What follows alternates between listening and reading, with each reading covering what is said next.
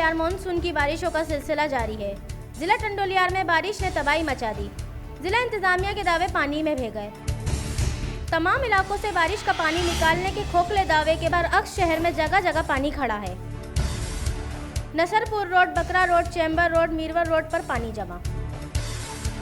झील का मंजर पेश करने लगा उनरपाड़ा, अकरम कॉलोनी, मंसूर कॉलोनी में 3 से 4 फुट पानी होने की वजह से रिहायशी नकल मकानी करने पर मजबूर। शहर के मताद नशेबी इलाके ज़ेरब आ गए। बारिश का पानी आवाम के घरों और दुकानों में दाखिल हो गया।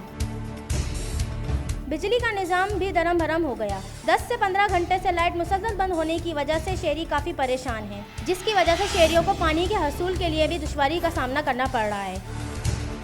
HRJD न्यूज़ से फिलहाल इतना ही। मज़ीद अपडेट्स और खबरों के लिए देखते रहिए HRJD न्यूज़।